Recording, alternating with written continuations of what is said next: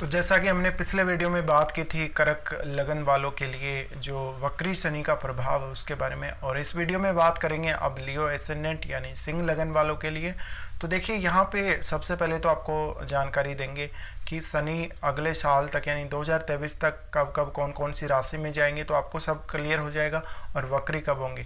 लेकिन साल 2022 की अगर बात करें तो 2022 में ये दोनों राशियों में ही वक्री हो रहे, तो मकर में भी वक्री हो रहे, तो यहाँ पे कुंभ में भी वक्री हो रहे। इन दोनों के प्रभाव को हम देखेंगे। तो सबसे पहले बात कर लेते हैं शनि का जो गोचर रहने वाला है कुछ आने वाले समय में। तो शनि 5 जून से कुंभ में वक्री होंगे, ये आपको पता है ऑलरेडी। 23 अक्टूबर तक ये वक्री रहेंगे। 12 जुलाई से 17 जनवरी 2023 तक मकर में रहेंगे। इसके अलावा 17 जनवरी 2023 को कुंभ में प्रवेश करेंगे और 17 जून 2023 को कुंभ में वक्री हो जाएंगे, यानी ये अगले साल की बात है। 17 जून 2023 से 4 नवंबर 2023 तक कुंभ में वक्री रहेंगे। तो ये यहाँ पर इनका जो है प्रवेश और कुंभ राशि में प्रवेश है और इनका वक्री काल है 2023 का। अब बात करते हैं यहाँ पे कुंभ और जो मकर राशियाँ हैं, दोनों राशियाँ इनकी खुद की राशियों में ये कब कब वक्री हो रहे हैं। तो सबसे पहले जो हम बात करेंगे 5 जून से 12 जुलाई तक की करेंगे, जहाँ पर ये कुंभ में वक्री होंगे, और 12 जुलाई से 23 अक्टूबर तक ये मकर में वक्री होंगे। तो सबसे पहले हम 5 जून से 12 जुलाई तक की बात कर लेते हैं लियो एसेंडेंट के लिए। तो सबसे पहले अगर बात करें यहाँ पे कुंभ राशि में, तो सप्तम भाव है आपका, और सप्तम भाव से संबंधित कार्यों में डिले हो सकता है। यानी अगर आपकी मैरिज की बात चल रही है, इंगेजमेंट वगैरह की कोई बात चल रही है, तो वहाँ पर थोड़ा सा और डिले आप देख सकते हैं। 5 जून से पहले अगर आपका काम हो जाता है तो ठीक है, वरना उसके बाद थोड़ा डिले और होगा। अगर कोई नया बिजनेस स्टार्ट करने का सोच रहे हैं या कोई पार्टनरशिप का आप बात सोच रहे हैं तो यहाँ पे डिले होगा। अगर आप राजनीति में हैं या राजनीति में भाग लेने का सोच रहे हैं तो हो सकता है जनता का समर्थन थोड़ा आपको देरी से मिले। इसके अलावा जो लोगों के साथ आपका व्यवहार है, जो लोग आपके समाज के हैं या जो अन्य लोग हैं, उनका भी कहीं ना कहीं यहाँ पे जो व्यवहार है आपके प्रति थोड़ा बहुत बदला हुआ सा दिख सकता है। इसके अलावा शनि सप्तम में वक्री हो रहे, तो निश्चित रूप से जो पार्टनर है आपका जीवन साथी, उसकी सेहत पर सबसे ज़्यादा असर पड़ेगा। तो उनकी सेहत के लिए आपको थोड़ा अवेयर रहना है। साथ में शनि का यहाँ पे देखिए इनका जो खुद का यानी खुद का घर है, तो इनका जो 6th हाउस है वो खुद का ही है। तो इस वजह से देखिए कोई भी अगर केस मुकदमे वाली स्थिति चल रही है आपको मैरिड लाइफ में, या फिर किसी प्रकार का कोई विवाद चल रहा है, तो वहाँ पर थोड़ा सा रिलीफ मिल सकता है। हालांकि कोई अगर कोर्ट का केस है तो वो अभी और डिले हो सकता है निपटने में। तो ये स्थिति है यहाँ पे शनि की, और निश्चित रूप से शनि आपके बिजनेस को तो प्रभावित करेंगे। अगर आपका कोई ऐसा काम है जहाँ पर आपको लोगों के साथ बातचीत करनी पड़ती है, लोगों को परामर्श देना पड़ता है, या ओवरऑल आपके जो क्लाइंट बेस अगर आपका है, तो वहाँ पर भी थोड़ी बहुत रुकावटें आ सकती हैं। अब इनकी दृष्टियों की बात कर लेते हैं। देखिए आपकी कुंडली में जहाँ पर शनि प्लेस्ड है जिस भाव में, उस भाव के कार्यों में डिले करेंगे, और जहाँ जहाँ इनकी दृष्टियाँ पड़ेंगी, यानी तीसरी, 7वीं और 10वीं जो दृष्टि है इनकी वो है। तो आपकी कुंडली में आप चेक कर लीजिए कहाँ कहाँ इनकी दृष्टियाँ पड़ रही हैं, कहाँ ये प्लेस्ड हैं, कहाँ ये बैठे हैं, कौन से भाव में, तो उन भावों के कार्यों को ये डिले करने वाले। तो सबसे पहले जो 9th हाउस पर इनकी दृष्टि पड़ रही है, तो 9th हाउस पर दृष्टि पड़ने से पिता की सेहत को थोड़ा बहुत खतरा या पिता की सेहत को लेके थोड़ा कंसर्न रह सकता है। यहाँ पे आप कोई जीवन साथी के साथ मिलकर कहीं दूर की यात्रा कर रहे हैं, ट्रैवल के लिए जा रहे हैं, तो वो कार्य में डिले हो सकता है आप लोगों को। 5 जून से पहले का अगर कार्य है तो हो जाएगा, अदरवाइज 5 जून के बाद अगर आप प्लानिंग कर रहे हैं तो कहीं ना कहीं रुकावटें आ सकती हैं।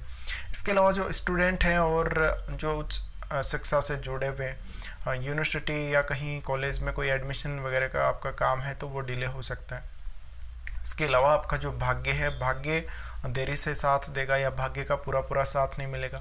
इसके अलावा आप एक सही गुरु की तलाश में हैं, आपको गुरु नहीं मिल रहा, तो निश्चित रूप से यहाँ पर भी थोड़ा सा को परेशानी आ सकती है। आपका अगर गुरु है तो गुरुजनों से सही परामर्श प्राप्त करने में दिक्कत आ सकती है। अब देखिए अगर आपकी कुंडली में कहीं पर भी चंद्रमा शनि के द्वारा प्रभावित हो रहा हो, तो आपको डिसीजन लेने में काफ़ी ज़्यादा दिक्कत आएगी वक्री शनि में, भले ही वो 6th हाउस की हम बात करें, भले ही सप्तम भाव की।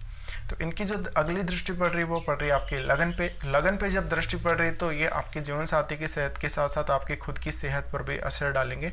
तो हो सकता है कि आपको जीवन में थोड़ा धीमापन देखने को मिले, शरीर में जो क्षमता है, शारीरिक जो ताकत है आपकी, वहाँ पर कहीं ना कहीं थोड़ा सा परेशानी आपको महसूस हो और उतनी ताकत आप महसूस ना कर पाएँ शनि के इस गोचर में।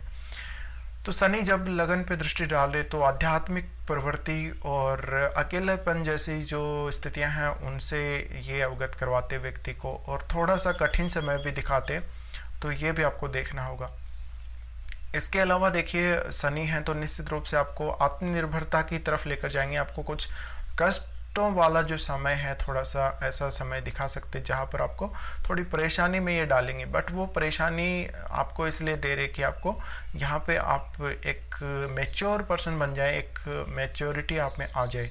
तो कहीं ना कहीं ये स्थिति आपके जो मैरिड लाइफ है उसमें भी देखने को मिलेगी कि आपका जो जीवन साथी है वो आपके साथ एक मैच्योर पर्सन की तरह व्यवहार करेगा और आप में भी वो प्रवृत्ति कहीं ना कहीं जरूर रहेगी। तो यहाँ पे इनकी जो अब 10वीं दृष्टि पड़ रही है वो पड़ रही है आपके यहाँ पे जो आपका 4th हाउस है। तो कहीं ना कहीं 4th हाउस के कार्य में डिले होगा और माता की सेहत को लेके थोड़ा दिक्कत हो सकती है। अगर घर में कोई निर्माण का काम चल रहा है, कोई प्रॉपर्टी का लेन देन का काम चल रहा है, तो वहाँ पर भी थोड़ी बहुत डिले आप देख सकते हैं।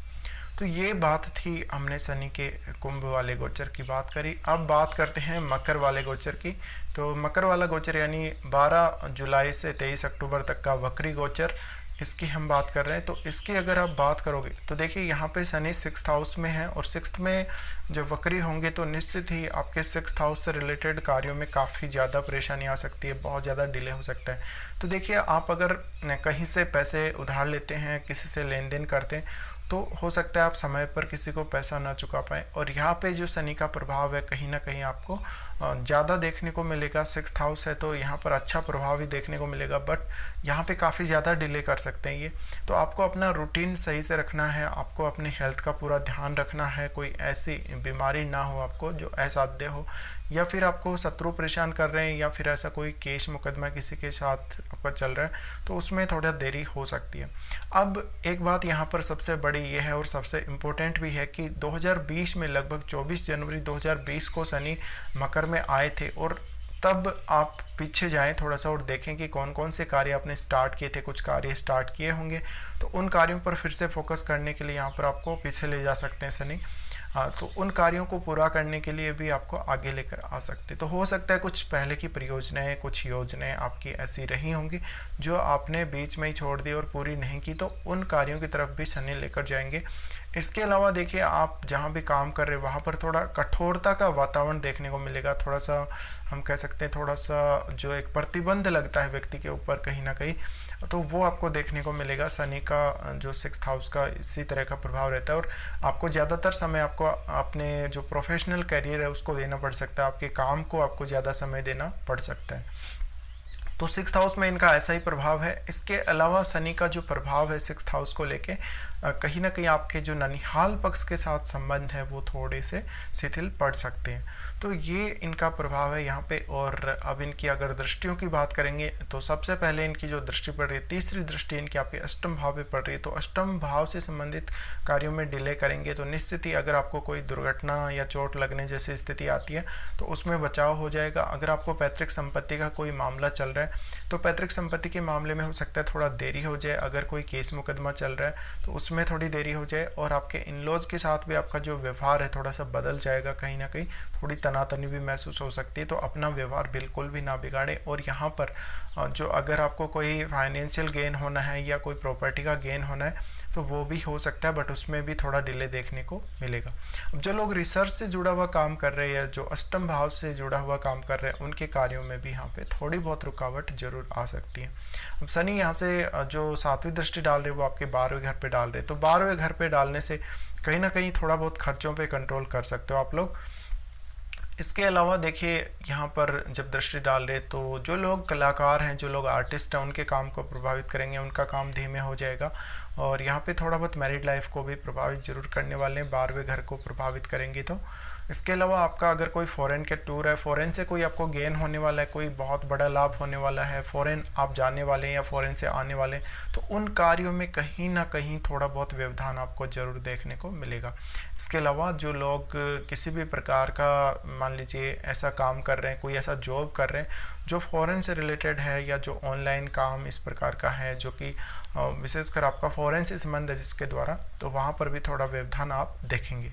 अब शनि की जो यहाँ पे 10वीं दृष्टि है वो 7 नंबर राशि पे पड़ेगी, यानी आपके तीसरे घर पे पड़ने से भाई बहनों के साथ आपका व्यवहार थोड़ा सा उदासीन टाइप का हो जाएगा। पड़ोसियों के साथ भी अगर कोई समस्या चल रही है तो वो समस्या भी आपकी थोड़ा देर से निपटेगी। यहाँ पे अगर मीडिया से जुड़ा हुआ काम कर रहे हो या फिर आप एक राइटर हो या कोई भी क्रिएटिव वर्क कर रहे हो तो थोड़ा सा परेशानी आ ही सकती है। इसके अलावा अगर आप ट्रेवल से जुड़ा हुआ कोई काम कर रहे हो या कोई बहुत ज़्यादा साहसिक काम कर रहे हो तो थोड़ी बहुत परेशानी आप लोगों को यहाँ भी देखने को मिल सकती है। तो ये था शनि का जो वक्री प्रभाव है मकर और कुंभ दोनों ही राशियों का।